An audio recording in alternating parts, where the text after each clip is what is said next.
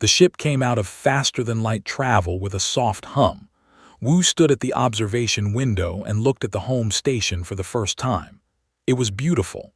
The station was made of crystal and light, spinning slowly in the darkness of space. Millions of lights glowed from inside it like stars trapped in glass. "That is where we are going," said Captain Beijin, standing beside him. She was a soldier, strong and serious. Her job was to protect Wu. She did not trust aliens. "Try not to get us killed on the first day." Wu smiled. "I will do my best." He was 32 years old. He had been a soldier once, like Jin, but now he wore the uniform of a diplomat. Earth had sent him to the Empire as their first permanent ambassador. It was supposed to be an honor, but Wu knew the truth. Nobody important wanted this job. They were powerful and proud. They looked at humans the way humans looked at insects: small, weak, not worth their time. They had accepted Earth's request for an embassy, but everyone knew why. They wanted to study humans. They were curious about these strange creatures who had only recently discovered space travel. Wu did not mind. He had spent his whole life being underestimated. He was used to it. The shuttle landed in a docking bay made of white crystal. Guards stood waiting for them. They were tall, almost 2 meters each. Their skin was silver blue, smooth like polished metal. Soft light glowed from patterns on their skin like circuits made of starlight. Their eyes were large and pale, without pupils. They looked at the humans with cold expressions. "Welcome to the throne station," one of them said. His voice was flat. "You will follow us to the ceremony hall. The Queen will receive you there." Wu bowed his head politely. "Thank you, we are honored." The guard did not respond. He simply turned and walked away. Wu and Jin followed, along with 2 other human staff members. The palace was the most beautiful place Wu had ever seen. The walls were made of crystal that changed color as they walked past. Music played from somewhere, soft and strange. The air smelled like flowers he could not name. But the they passed did not look friendly. They stopped and stared at the humans. Some whispered to each other. A few laughed quietly. Wu heard one word repeated several times. He did not know the language perfectly, but he understood enough. Primitive. They thought humans were primitive. Jin's hand moved toward her weapon. Wu touched her arm gently. "Not now," he whispered. "We are guests." "Guests they are laughing at," she replied. "Let them laugh, we are still here." The ceremony hall was enormous. Thousands of nobles filled the room, dressed in flowing robes that glowed with inner light. They stood in perfect rows, all facing a raised platform at the far end. On that platform sat the Queen. Queen L was younger than Wu expected. She looked like she might be in her late 20s by human standards, though he knew lived for hundreds of years. She was beautiful in a way that was almost frightening. Her silver-blue skin was flawless. Her bioluminescent patterns glowed brighter than anyone else in the room. Her eyes were like frozen starlight. She sat on a throne made of living crystal that grew from the floor. She wore a crown of light, and she looked at Wu with absolutely no interest at all. A translator stepped forward. "You may approach and present your credentials." Wu walked forward alone. His footsteps echoed in the silent hall. He could feel thousands of alien eyes watching him, judging him. He stopped at the proper distance and bowed deeply. "Your Majesty," he said carefully in the language. He had practiced for months. "I am Wu, ambassador of Earth. I bring greetings from my people. We hope for friendship and understanding between our worlds." The Queen did not look at him. She spoke to her translator instead. "Tell the human his greeting is accepted. He may stay in the quarters we have prepared. He should not expect to see me often. I am very busy." The translator repeated her words in a flat voice. Some of the nobles laughed openly now. Wu heard whispers about his size, his soft skin, his short. One noble said something about keeping humans as pets. Wu kept his face calm. "Please thank Her Majesty for her generosity. I will try not to be a burden." The ceremony continued. There was food and drink and formal introductions. Wu met dozens of nobles. Most of them barely acknowledged him. A few asked insulting questions about human mating habits or whether humans were intelligent enough to use tools. Wu answered every question politely. He smiled. He did not show anger. Near the end of the ceremony, a servant approached him with a tray of drinks. The servant was young and clearly nervous. As he handed Wu a glass, his hands shook. The glass slipped. Dark purple wine splashed all over Wu's white diplomatic uniform. The room went silent. The servant fell to his knees. His face was filled with terror. In culture, such a mistake was a great insult. The punishment could be severe. "Forgive me," the servant begged. "Please forgive me. I did not mean to." Some nobles were already calling for guards.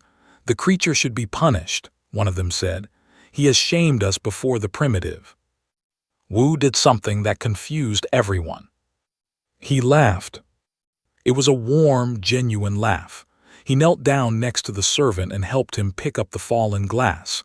"It is okay," he said gently. "It is just wine. Look, now my uniform matches my eyes, very fashionable." The servant stared at him in disbelief. Wu stood up and addressed the room with a smile.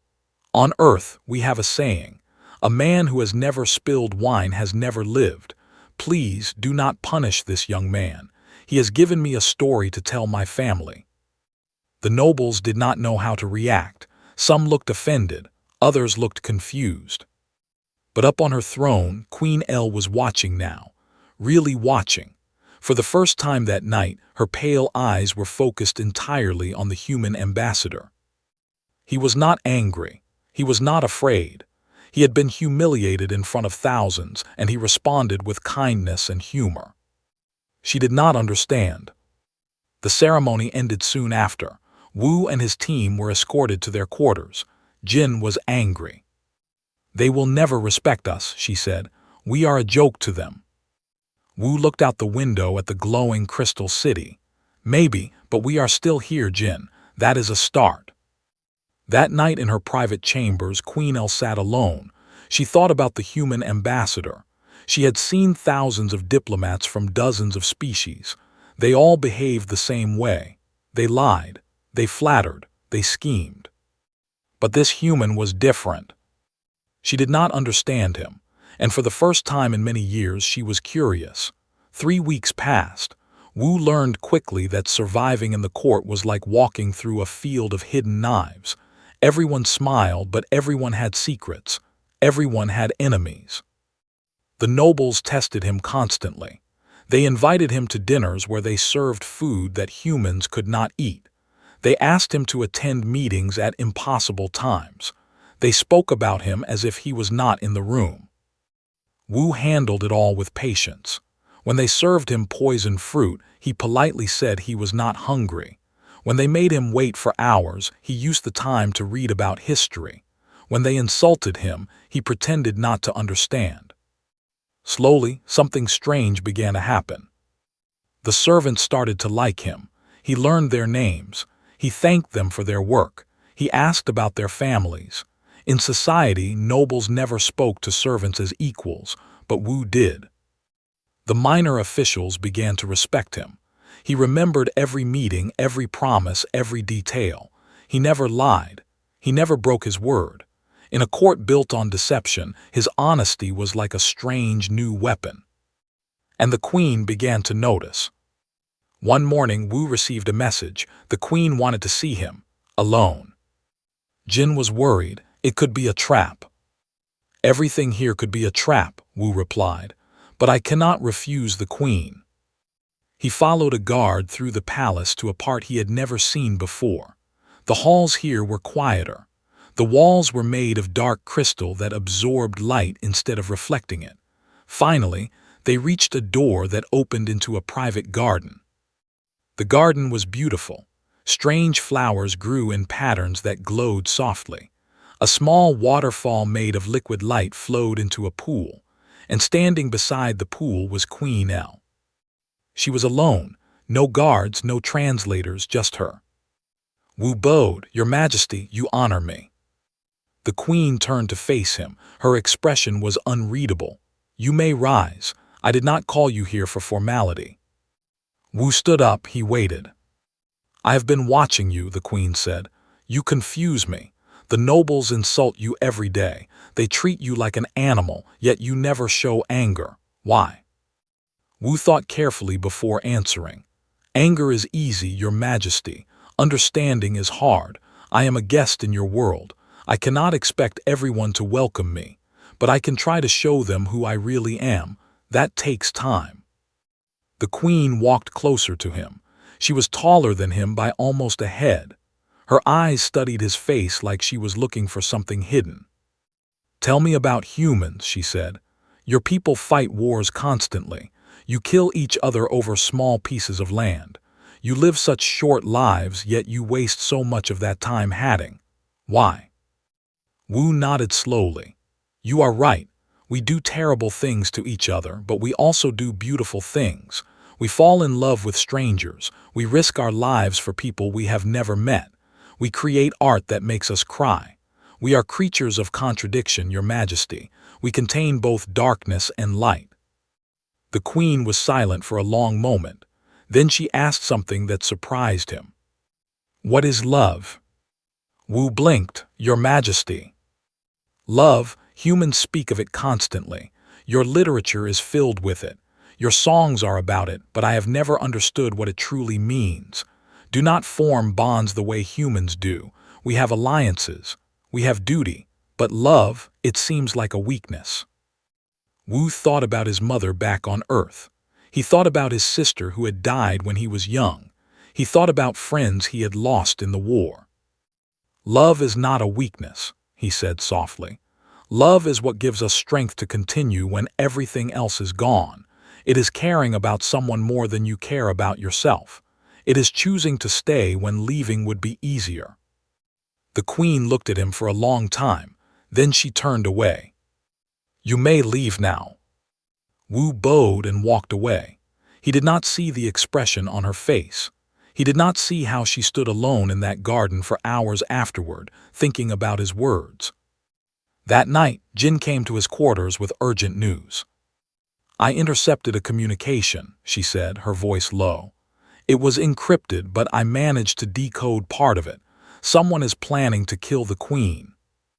Wu felt his blood go cold. "Who?" "I do not know yet, but the attack will happen during the Celestial Festival. That is only 5 days away." Wu's mind raced. "We have to warn someone. Who can we trust? The court is full of enemies. If we tell the wrong person, we could be killed. Or worse, they could speed up their plan." Wu sat down heavily. She was right. They were outsiders here. Nobody would believe them. If they accused the wrong person, they would be expelled or executed. "Keep investigating," he said finally. "Find out who is behind this. I will try to get closer to the queen. Maybe I can protect her somehow." In another part of the palace, in a room hidden deep below the crystal floors, High Counselor has met with 3 figures dressed in black. As was the queen's uncle, he was old even by standards. His skin had faded to a dull gray. His bioluminescent patterns barely glowed anymore, but his eyes were still sharp, and his ambition was still strong. "The poison is ready?" he asked. One of the figures nodded. "It will be placed in the stellar chalice. When the queen drinks during the festival ceremony, she will die within minutes. It will look like natural heart failure." Has smiled. It was an ugly smile. "Good, and our backup plan?" "The human ambassador. We have prepared evidence that will show he brought the poison from Earth. The galaxy will believe that humanity tried to assassinate the queen. Earth will be destroyed in retaliation, and you will become the new ruler." Has laughed softly. "Perfect. My foolish niece has no heir. When she dies, the throne passes to me by ancient law, and those primitive humans will take all the blame." He looked at a portrait of the queen hanging on the wall. "Enjoy your last days, dear niece. Your time is almost over." Back in his quarters, Wu could not sleep. He stood at the window looking out at the glowing city. Somewhere out there, someone was planning to kill the queen, and somehow he had to stop them. He did not know why he cared so much. The queen had barely spoken to him. She had treated him as beneath her notice for weeks, but today in that garden he had seen something in her eyes: loneliness, sadness, a burden that she carried alone. She was not just a queen, she was a person, and she was in danger. Wu made a decision. Whatever it took, he would protect her. He did not know that this decision would change the fate of two civilizations. The Celestial Festival was the most important event in the calendar. It celebrated the founding of the empire thousands of years ago. Every noble, every governor, every important official would attend, and at the center of it all would be the queen. Wu stood in the great hall with Jin by his side. The room was filled with light and music. Thousands of in their finest robes moved through the space like living jewels. The air smelled of flowers and incense. But Wu could not enjoy any of it. His eyes moved constantly, watching for danger. "Did you find anything?" he whispered to Jin. She shook her head slightly. "I know it will happen tonight, but I still do not know who is behind it or how they will attack." Wu felt sick with worry. They were standing in a room full of potential killers, and they had no idea which one was the threat. A trumpet-like sound filled the hall. Everyone turned toward the main platform. The queen was arriving. Queen L entered through a door made of pure light. She wore a gown that seemed to be woven from starlight itself. Her crown glowed like a captured sun. She was magnificent. She walked slowly to her throne and sat down. The crowd bowed in perfect unison. High Counselor has stepped forward. He was dressed in ceremonial robes of deep purple. He looked like a kind old uncle, smiling warmly at his niece. Wu watched him carefully. Something about the old made him uncomfortable. "My queen," has said, his voice carrying through the hall. "As tradition demands, I present to you the stellar chalice. May you drink and bring blessings upon our empire for another 1,000 years." A servant approached the throne carrying a beautiful cup made of crystal and gold. Inside was a dark blue liquid that glowed faintly. This was the most sacred moment of the festival. The queen would drink from the chalice, and the crowd would cheer. It had happened the same way for centuries. Jin suddenly grabbed Wu's arm. "That servant," she whispered. "I recognize him. He was meeting with unknown figures in the lower levels 3 days ago. I thought he was just a messenger, but—" Wu looked at the servant. He was walking strangely. His hands were shaking. His eyes kept moving to Haz, looking for approval.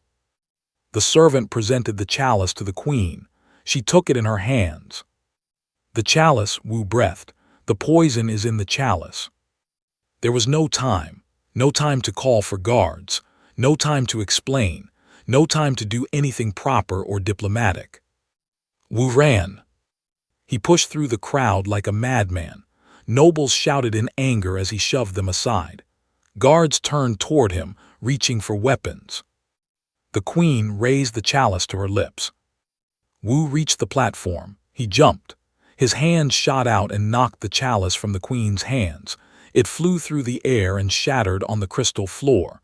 Blue liquid splashed everywhere. For 1 second everything was frozen. The queen stared at Wu with wide eyes. The crowd was silent in shock. Then chaos erupted. "Assassin!" someone screamed. "The human is an assassin!" Guards grabbed Wu and threw him to the ground. He felt the cold crystal against his face. He felt hands binding his arms behind his back. Has rushed forward, his face showing perfect outrage. "He tried to kill the queen. I saw it. Execute him immediately." The crowd roared in agreement. Wu could hear calls for his death. He could feel the hatred of thousands focused on him. But then a voice cut through the noise like a blade. "Stop!" It was the queen. She stood up from her throne. Her eyes were fixed on the blue liquid spreading across the floor. Then she looked at Haz. "Bring me a scanner," she commanded. An official hurried forward with a device. The queen knelt down and held it over the spilled liquid. The device made a sharp beeping sound. The queen's face went pale. Toxic compound identified, the device reported. Fatal to within 3 minutes of ingestion. The hall went completely silent. The queen stood slowly. She looked at the servant who had brought the chalice. The man was trembling violently. "Who gave you this?" she asked. Her voice was soft but filled with cold fury. The servant fell to his knees. "Forgive me, your majesty. I was paid. I did not know it would. I was just told to replace the normal drink with." "Who paid you?" The servant looked toward Has with terrified eyes, but before he could speak, Has pointed at a noble standing nearby. "Him," Has shouted. "Lord As has always been jealous of the throne. He planned this. The servant is obviously his agent." Lord As protested his innocence loudly. Guards arrested him. The crowd believed Has because he was the queen's uncle, a trusted member of the royal family. But Wu saw the queen's face. She was looking at Has with new eyes. She did not believe him. She had seen where the servant looked first. She had seen the brief flash of fear in her uncle's eyes. She knew. The guards released Wu. His diplomatic status protected him from immediate punishment, especially now that he had clearly saved the queen's life. Has approached him with a smile that did not reach his eyes. "It seems we owe you thanks, Ambassador, though your methods were quite uncivilized." Wu bowed slightly. "I apologize for the disturbance. I acted on instinct." "Indeed," Has leaned closer. "Be careful with your instincts, human. This court has many dangers, some more deadly than poison." He walked away. Wu watched him go. The festival ended early. The crowd dispersed in confusion and fear. Jin found Wu and escorted him back to their quarters. "You almost died tonight," she said. "They would have killed you before anyone could prove your innocence." "I know," Wu replied, "but the queen is alive. That is what matters." "Why do you care so much? She is not one of us. She barely even acknowledges you exist." Wu did not answer. He was not sure he knew the answer himself. Late that night, there was a knock on his door. Wu opened it to find a servant, not the one from the festival, but an older woman with kind eyes. "The queen wishes to see you," she said. "Please follow me." Wu followed her through silent corridors to a small private room. The queen was there alone. She was no longer wearing her ceremonial gown. She looked smaller somehow, more human. She looked at him for a long moment. Then she did something he never expected. She bowed her head. "Thank you," she said quietly. "You saved my life tonight. You risked everything for someone who has shown you nothing but coldness. Why?" Wu thought about her question. "Because it was right, because your life has value, because—" he paused. "Because I saw you in the garden that day, not the queen, you, and I could not let someone hurt you." The queen raised her head. Her eyes were bright with an emotion he could not name. "You are a strange creature, Wu of Earth." "So I have been told, your majesty." For the first time since they met, Queen El smiled. It was a small smile, barely visible, but it changed her entire face. In that moment, she was not a cold monarch. She was a woman who had been alone for a very long time and had finally found someone she could trust. "Call me El," she said. "When we are alone, you may use my name." Wu felt something warm spread through his chest. "Then you must call me Wu." She nodded. "Very well, Wu, I believe we have much to discuss. Someone in my court tried to kill me tonight, and I think you and I both know who it really was." In the weeks that followed, everything changed.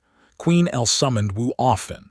They met in her private garden in quiet rooms away from the court's watching eyes.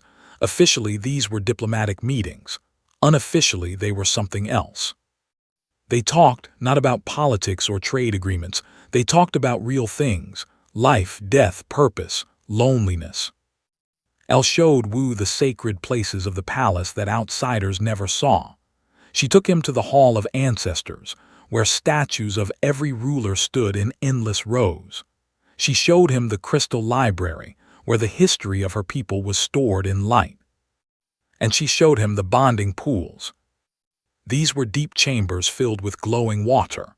The walls were covered with names, thousands and thousands of names written in light. This is where children receive their family bond, Elle explained. When a child is born, they are brought here and connected to their bloodline. Every name you see is one of my ancestors. My line stretches back 12,000 years. Wu looked at the names with wonder. 12,000 years. That is incredible. On Earth, we barely know our history from 2,000 years ago. Elle touched the wall gently. It is a great honor, but it is also a great burden. She was quiet for a moment. Do you know why he wants me dead? For the throne, I assume. Yes, but it is more than ambition. It is law. She turned to face him. I have no heir, Wu. I have never produced a child. Under our ancient law, if a ruler dies without an heir, the throne passes to the nearest blood relative. That is Has. Wu frowned. But you are young, you have centuries too. No, Elle's voice was heavy with sadness. I do not. Our people are dying, Wu, not quickly, not dramatically, but dying nonetheless. Centuries of keeping our bloodlines pure have made us weak. Genetic decay. Each generation is less fertile than the last. I have tried to produce an heir. I have bonded with 7 different noble males. None of them were compatible. She sat down on a stone bench, suddenly looking very tired. The truth is that there may be no male left who can give me a child. Has knows this. He simply has to wait. When I die, whether by assassination or by time, the throne is his. And my bloodline, 12,000 years of history, ends with me. Wu sat down beside her. He did not know what to say. In that moment, she was not a powerful queen. She was a woman carrying an impossible weight. I am sorry, he said finally. I cannot imagine that burden. No one can. No one ever asks how the queen feels. They only ask what the queen wants, what the queen commands. She looked at him. You are the first person in my entire life who has ever just listened to me. Wu thought about his own family. His mother, who had worked herself to exhaustion to give him a good life. His sister, who had died of sickness when she was only 12. My mother raised me and my sister alone, he said. My father left when I was very young. We had nothing, but she never gave up. She worked during the day and studied at night. She taught me that strength is not about power. It is about continuing even when everything is against you. Elle listened quietly. My sister died when I was 15, Wu continued. A simple disease. We could not afford the treatment. I held her hand when she passed. She smiled at me and told me to be brave. His voice caught slightly. I joined the military after that. I fought in the border wars. I saw friends die. I killed people. And through all of it, I kept hearing my sister's voice. Be brave, be brave. He looked at Elle. I tell you this because I want you to know you are not alone. We all carry burdens. We all have pain we hide from the world, but you do not have to hide from me. Elle said nothing, but she reached out and took his hand. Her skin was cool and smooth. Her bioluminescent patterns pulsed softly. They sat like that for a long time, 2 lonely people in a room full of ghosts. 3 days later, everything changed again. Elle summoned Wu to a meeting with her chief scientists.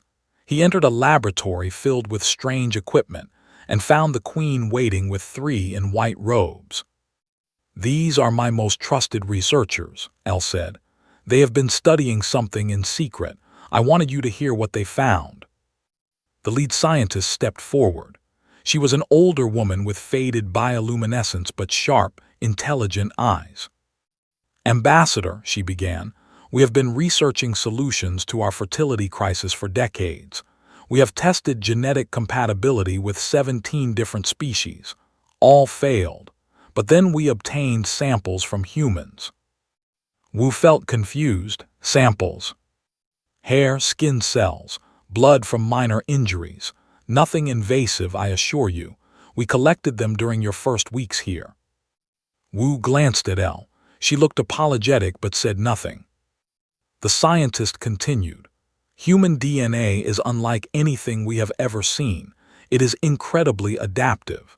Your species evolved under harsh conditions with limited resources. Your genetics are designed to survive, to adapt, to overcome. And when we tested compatibility with DNA, she paused. The results were extraordinary. She activated a holographic display. It showed complex genetic diagrams that Wu could not understand. Human and DNA is not just compatible, the scientist said. It is perfectly complementary. A hybrid child would be stronger than either species alone. They would be immune to the genetic decay that has plagued our people they would be the salvation of our bloodline, Elle finished quietly. Wu felt like the room was spinning. Are you saying you need a human too? Yes, Elle turned to face him fully. I asked them to run specific tests after I began spending time with you. I needed to know if there was hope, and there is, but only with a human partner. The scientist left the room. Wu and Elle stood alone. I am not asking you for anything right now, Elle said quickly. I know this is overwhelming. I know it changes everything. But I wanted you to know the truth. I wanted you to understand why She stopped, struggling with words she had never spoken before. Why you what? Wu asked softly. She looked at him with those pale eyes that had once seemed so cold, but now held so much warmth. Why I care about you, she said. It started as curiosity, then respect, but now, I do not know what to call it. Do not have words for these feelings, but when I am with you, the burden is lighter. When you are away, I count the hours until I see you again. When you touched my hand in the bonding chamber, I felt something I have never felt before. Wu stepped closer to her. His heart was pounding. Humans have a word for that, he said. We call it love. Elle's eyes widened. Love, the thing you described in the garden, caring for someone more than yourself. Yes. She was quiet for a moment. Then she asked, do you feel this love for me? Wu thought about everything that had happened. The cold reception, the insults, the assassination attempt, the quiet moments in the garden, the touch of her hand. Yes, he said, I think I do. Elle smiled. It was the most beautiful thing he had ever seen. Then there is hope, she whispered, for both of us, has moved fast. Before Elle could act on her feelings, before she and Wu could make any plans, her uncle attacked with politics instead of poison. He gathered the conservative nobles, those who believed in pure bloodlines and ancient traditions.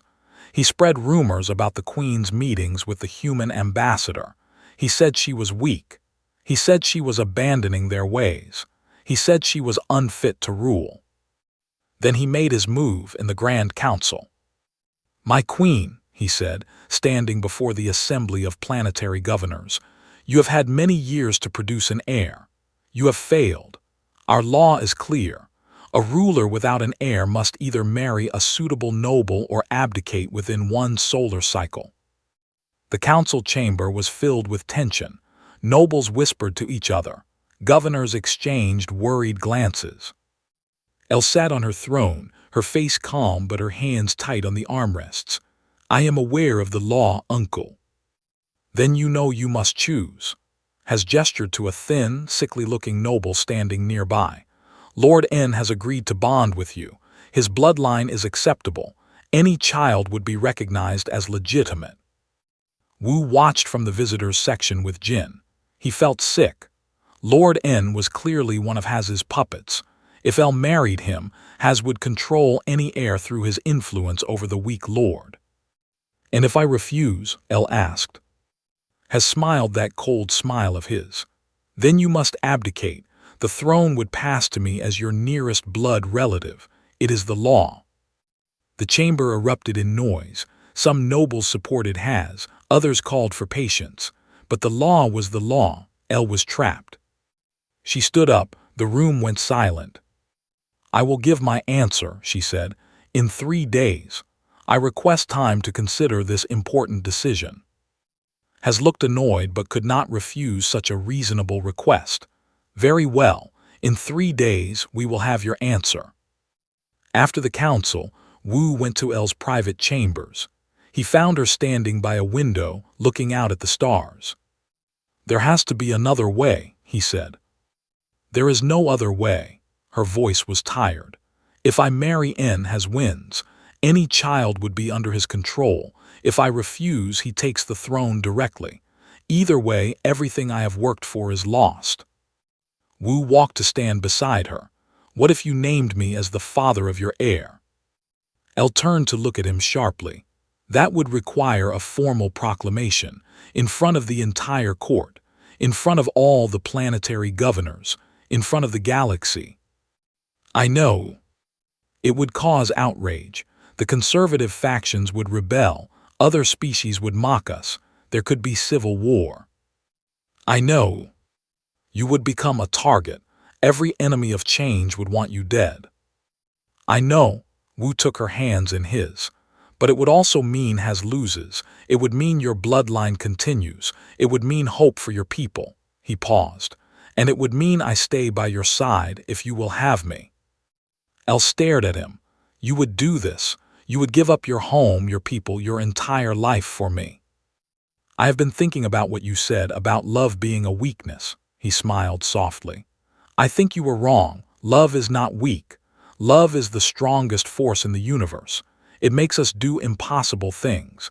It makes us brave when we should be afraid. It makes a short-lived human stand before a queen and say, I choose you, whatever comes. El's eyes shone with tears she was too proud to let fall. Wu. You asked me if I loved you. I said I thought I did. I was wrong. I do not think. I know I love you, El. And if making this proclamation is what it takes to save you, then that is what I want. For a long moment they stood in silence. Then El nodded slowly. Very well. In 3 days we change history. The 3rd day arrived. The great assembly hall was filled beyond capacity. Every noble, every governor, every ambassador from every allied species was present. Holographic cameras broadcast the event across the galaxy. Billions of beings watched. Wu stood at the edge of the hall with Jin. He was dressed in the finest clothes the human embassy could provide, a formal black suit that looked simple beside the glowing robes of the nobles. You can still walk away, Jin whispered. No one would blame you. I would blame me. Wu took a deep breath. Stay close. I have a feeling things are about to get interesting. A trumpet sound announced the queen's arrival. El entered in full ceremonial dress, a gown of woven light and a crown that blazed like a star. She walked to the raised platform at the center of the hall. Has stood waiting with Lord N. Both looked confident. The queen has come to announce her decision, the herald called. All will bear witness. El looked out at the vast crowd. Thousands of faces stared back at her, some supportive, some hostile, all waiting. My people, she began, her voice carrying to every corner of the hall. For many years I have served you as your queen.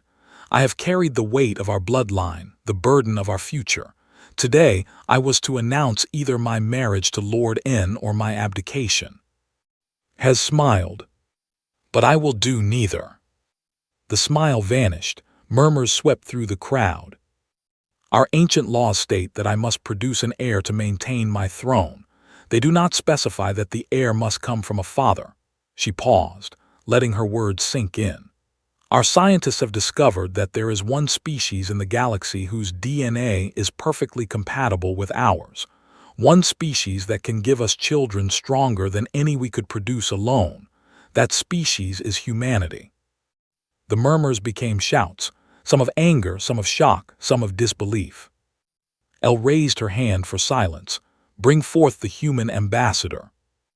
Guards escorted Wu to the platform. He walked with his head held high, ignoring the hostile stares. He climbed the steps and stood before the queen. El descended from her throne. She walked down until she stood on the same level as Wu. This had never been done before. A monarch had never stood as an equal before any outsider. The crowd was completely silent now. El spoke the ancient words, words that had been spoken for thousands of years, but never like this. Before my people, before the governors of the 12 worlds, before the stars that witnessed the birth of my bloodline, I make this proclamation. She looked into Wu's eyes. You, Wu of Earth, are the father of my heir. Your blood shall join mine. Your lineage shall continue through the throne of. From this day until the end of days you stand beside me, not as a servant, not as an ambassador, but as my equal, my partner, my love. The hall exploded. Has screamed in fury. This is madness. This is against everything we believe. She has lost her mind. Some nobles shouted in agreement. Others called for calm. Several governors rose from their seats, their faces showing confusion and anger. But others, the servants who watched from the edges of the hall, the minor officials who had experienced Wu's kindness, the young nobles who dreamed of change, they began to cheer. Wu took El's hand. He spoke loudly enough for everyone to hear. I accept this honor with humility and love. I promise to serve the people with all my heart. I promise to give you a future worth hoping for. He turned to face the crowd, a small human standing before thousands of alien beings who could crush him without effort. But he did not flinch. He did not show fear. Humanity was once considered primitive, he said, weak, unimportant, but we have walked through fire to reach the stars. We have survived everything the universe has thrown at us. And now we offer that strength to you, not as conquerors, not as rulers, but as partners, as family. El squeezed his hand. Together, they faced the chaos of the galaxy's reaction. Whatever came next, they would face it together. The weeks following the proclamation were the hardest of Wu's life. Has did not accept defeat. He organized the conservative nobles into a formal opposition. 3 planetary governors threatened to withdraw from the empire. Religious leaders denounced the queen as a betrayer of sacred traditions. And the assassination attempts began. The first one came only 2 days after the proclamation. A servant brought Wu his morning drink. Jin tested it as she now tested everything. The liquid contained enough poison to kill 100 humans. The second attempt was more creative.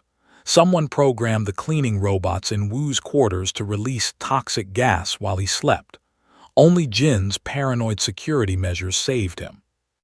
The third attempt involved a sniper positioned on a nearby tower. The shooter was good. Wu only survived because Jin pushed him out of the way. The energy blast burned a hole in the wall where his head had been a moment before. This cannot continue, Jin said, examining the burn mark. They are getting bolder. Sooner or later they will succeed. Wu knew she was right, but what could he do? Running away would mean abandoning El, and he had promised to stand beside her. We need allies, he said, not just servants and minor officials. We need real power on our side. Where will we find that? The powerful nobles all support has or are too afraid to oppose him. Wu thought about this, then he made a decision. I need to contact Earth. The communication took several hours to travel across space. But eventually, Wu stood before a holographic image of the United Nations Security Council. Ambassador, the Secretary General said. Her name was Director. She was a stern woman with gray hair and sharp eyes. Your situation has caused quite a stir back home. Some are calling you a hero. Others say you have endangered all of humanity with your reckless actions. I understand, Director, but I did not contact you to ask for approval. I contacted you to ask for help. The council members exchanged glances. What kind of help? Director asked. Ships, military presence, a show of strength that tells the galaxy humanity stands behind me. Wu paused. The Queen has given me a place at her side. If she falls, if Has takes the throne, he will destroy the alliance between our peoples. He will blame humanity for everything. We could face war with the most powerful empire in this sector. Director was quiet for a long moment. You are asking us to commit military resources to an alien political conflict, to risk our ships, our soldiers, for a queen who is not even human. I am asking you to protect our future. The Empire controls 12 star systems. Their technology is centuries ahead of ours. If they become our enemy, we cannot win. But if they become our true ally, if their next ruler carries human blood, then our place in the galaxy is secured forever. The council debated for hours, but in the end they agreed.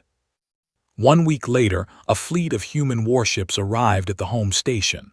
They were smaller than vessels, less elegant, less advanced, but there were 20 of them, bristling with weapons, and they formed a protective ring around the Queen's palace. The message was clear. Humanity stood with their ambassador. Attack him and face the consequences. For a few days, the situation seemed to stabilize. The assassination attempt stopped, has retreated to his estates. The opposition nobles went quiet. Wu allowed himself to hope that the worst was over. He was wrong. It happened on a night that should have been peaceful. Wu and Elle had dinner together in her private chambers. They talked about the future, about their child, about the changes they would bring to the Empire, about building a bridge between their species. Then the lights went out. Emergency alarms screamed through the palace. Red warning lights flashed. Wu grabbed Elle's hand. "What is happening?" Before she could answer, her door burst open. But it was not guards coming to protect them. It was soldiers wearing the colors of Haz. "Take them," the lead soldier commanded. Wu fought. He was a trained soldier and he fought with everything he had. But he was one human against a dozen warriors. They were faster, stronger, and equipped with advanced weapons. A blow to his head sent him crashing to the floor. Through blurred vision, he saw Elle being dragged away. She was fighting too, screaming in rage, but they had already put suppression cuffs on her wrists. "Wu," she cried. He tried to rise, but another blow knocked him down again. "Kill the human," someone ordered. A weapon charged. Wu looked up at his killer. Then a massive explosion rocked the palace. The wall beside them shattered inward. Through the smoke and debris came Jin, armed with a heavy rifle and covered in dust. "Get down," she screamed. She opened fire. The soldiers scattered. In the confusion, she grabbed Wu and dragged him through the hole in the wall. "Wait," he gasped. "Elle. They have already taken her. We cannot help her if we are dead. Move." They ran through chaos. The palace was in full revolt, as had struck everywhere at once. Loyal guards were fighting traitor soldiers. Explosions echoed through the crystal halls. Bodies lay on the beautiful floors. Jin led Wu through maintenance tunnels and hidden passages. She had spent weeks mapping every possible escape route, preparing for this exact situation. They finally reached a secure room deep in the lower levels of the palace. Several loyal servants and officials were already there, along with a handful of guards. "What is the situation?" Wu demanded, still dizzy from the blows to his head. A young officer answered. Has seized control of the main palace. He has declared the queen unfit to rule due to mental instability. He has declared himself regent, and he has sentenced her to death for treason against the people. Wu felt cold fear grip his heart. When is the execution? Tomorrow at dawn. He wants it done quickly, before anyone can organize resistance. Jin checked her weapons. The human fleet is under attack. 3 of Haz's loyal governors brought their ships. Our people are fighting, but they are outmatched. Everything was falling apart. The palace was lost. The fleet was losing. Elle was captured and facing death. Wu closed his eyes. He thought about giving up, running to the human ships and escaping, saving himself. Then he thought about Elle, her smile, her laugh, the way she held his hand in the bonding chamber, the trust in her eyes when she made her proclamation. She had chosen him. She had risked everything for him. How could he do any less for her? He opened his eyes. "No, we are not running. We are going to save the queen." Jin stared at him. "How? We have maybe 50 loyalists against thousands of traitor soldiers." "Then we need to change the odds." Wu looked at the people gathered around him. Servants, minor officials, junior guards, the people who had been kind to him, the people who believed in a better future. "Has thinks he has won," Wu said. "But he is wrong. His power comes from fear. The people follow him because they are afraid. We need to give them something stronger than fear. We need to give them hope." He stood up straight, ignoring the pain in his head. "I need to reach the communications center. I need to speak to the people." Jin looked at him for a long moment. Then she smiled grimly. "Then let us go start a revolution." The communications center was located in the heart of the palace, heavily guarded by Haz's soldiers. Getting there seemed impossible. But Wu had something Haz did not expect. He had friends in low places. The servants of the palace knew every hidden passage, every forgotten tunnel, every secret door. They had been invisible to the nobles for centuries, moving through the station like ghosts, and they remembered the human ambassador who had treated them with kindness. One by one they came to help. An old cook showed them a path through the kitchens that led behind the communications center. A maintenance worker disabled the security systems in their path. A young cleaning girl created a distraction that drew guards away from their posts. By the time they reached the communications center, Wu's small group had grown to almost 200 people.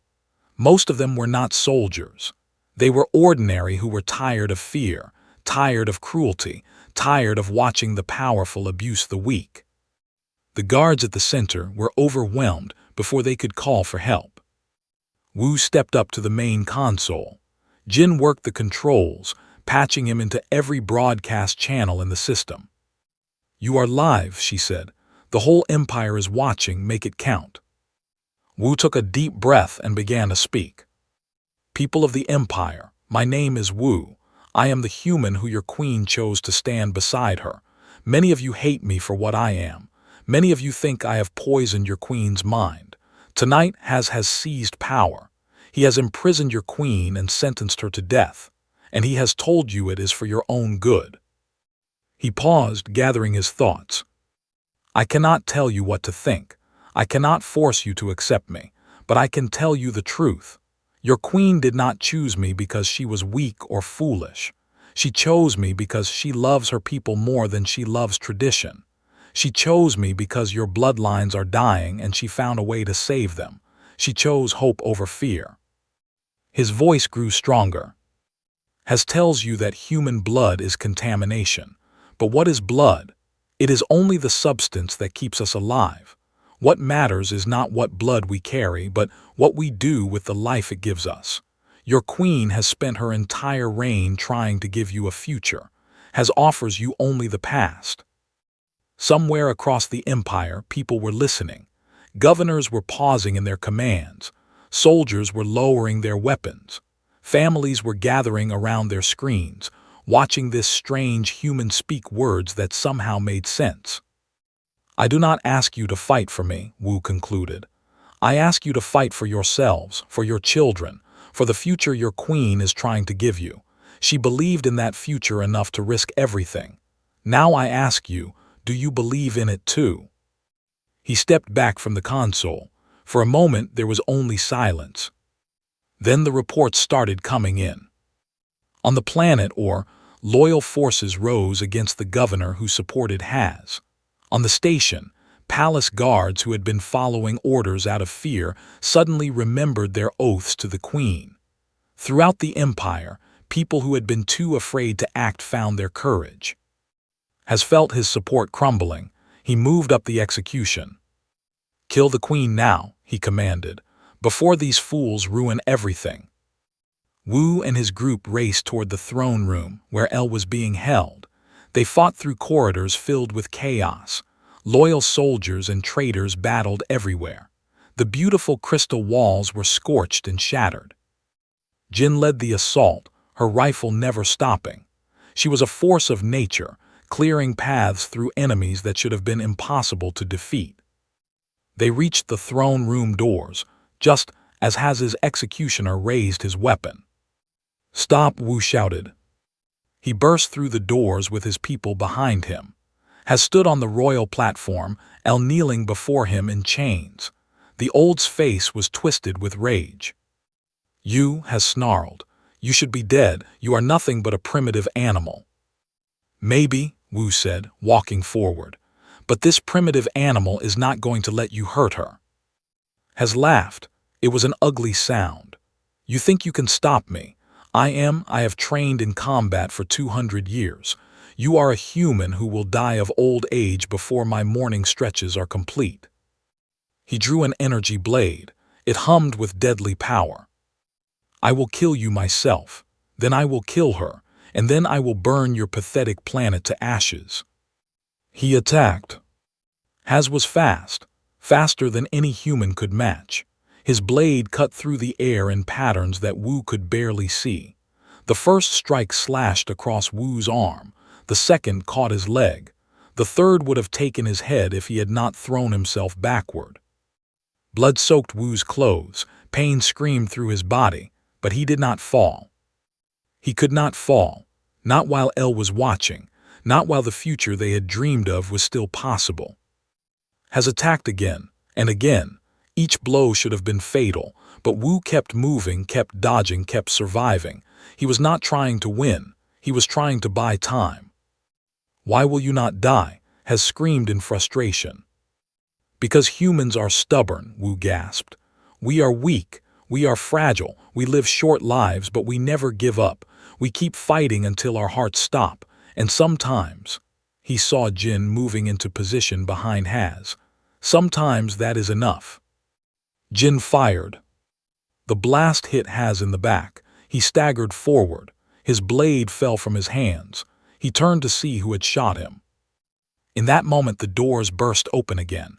Loyalist soldiers poured in. The remaining traitors threw down their weapons. Haz fell to his knees. His face showed disbelief. "This is impossible. I planned everything. I controlled everything. How can I lose to humans?" Wu limped to El and unlocked her chains with bleeding hands. She caught him as he swayed. "You came for me," she whispered.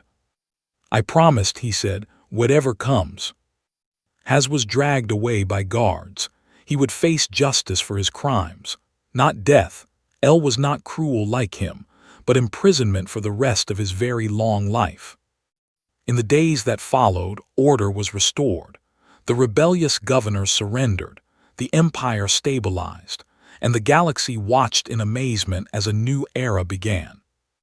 1 year later, Wu stood in the birthing chamber beside El. She was tired but smiling. In her arms was a small baby. The baby had silver blue skin like her mother, but her eyes, when they opened, were a warm brown, human brown. Her bioluminescent patterns glowed gently, but they formed shapes that looked almost like Earth constellations. "She is beautiful," Wu said, tears running down his face. "She is ours," El replied. "Yours and mine, 2 species combined in one small life." They named her Sun Young, a human name that meant forever prosperous. They called her by a traditional title that translated as Light of New Dawn. The announcement of her birth was broadcast across the galaxy. Billions of beings watched as the heir of the empire opened her eyes for the first time. She was half human, the daughter of a primitive species that had only recently reached the stars. And she was everything. Wu held his daughter in his arms. He thought about his mother, who had sacrificed so much for him. He thought about his sister, who had told him to be brave. He thought about all the impossible choices that had led him to this moment.